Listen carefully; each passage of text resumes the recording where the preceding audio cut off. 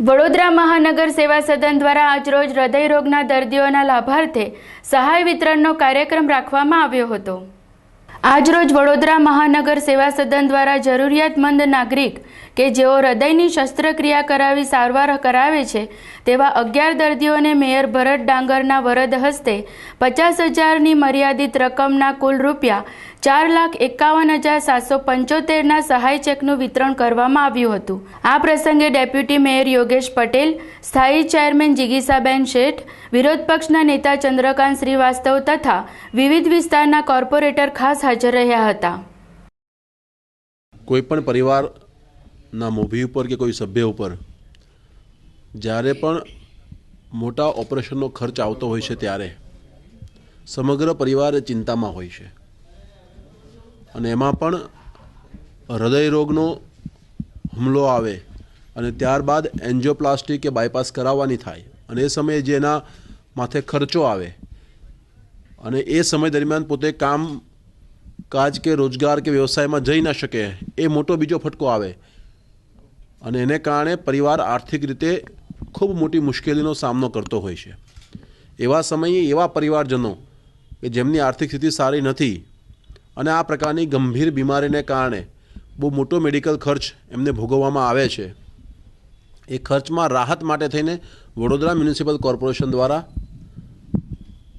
નિયમિતપણે આ પ્રકારના દર્દીઓને ચેક દ્વારા આર્થિક મદદ કરવામાં આવે છે। એના ભાગરૂપે આજરોજ અલગ અલગ 11 જેટલા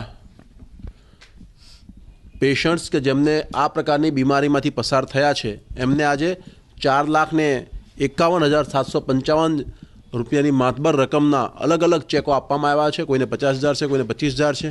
મને વિશ્વાસ છે કે આ પ્રકારની આર્થિક મદદને કારણે એમના પરિવારજનોને એક રાહત મળશે અને પોતે સ્વસ્થ આયુ આગામી દિવસમાં વિતાવે એવી શુભકામના પાઠવું છું। અમારા ડેપ્યુટી મેયર શ્રી યોગેશભાઈ, સ્ટેન્ડિંગ કમિટીના ચેરમેન ડૉક્ટર જિગીસાબેન, અમારા સૌ પાર્ટીના કોર્પોરેટરશ્રીઓ, સાથી પક્ષના નેતા સહિતના સૌ સાથે મળીને આજે આ ચેક ડિસ્ટ્રીબ્યુશન કાર્યક્રમ કર્યો છે। શહેરની અંદર જુદા જુદા વિસ્તારમાંથી જેમને અટેક આવ્યો હોય તેમને ચેક વિતરણ 50,000ની સહાય જે પૂરતી નથી તોય છતાં કોર્પોરેશન એવા દર્દીઓને જેમની પાસે સોર્સ ઓફ ઇન્કમ ઓછી છે એવા લોકોને ચેક વિતરણનું કાર્યક્રમ કોર્પોરેશન આપે છે। સવાલ 2, 5, 10 માણસથી સંતોષાય નહીં। રાજ્ય સરકારે ફ્રીમાં વ્યવસ્થા કરવી જોઈએ, કારણ કે ગરીબ અને મધ્યમ વર્ગનો માણસ 50,000 તો પછી મળે છે પણ જરૂરત પહેલાં હોય છે, એટલે એ જરૂરત પહેલાં કઈ રીતે પહોંચે એના માટે ફ્રી વ્યવસ્થા થવી જોઈએ એવું મારું સ્પષ્ટ માનવું છે।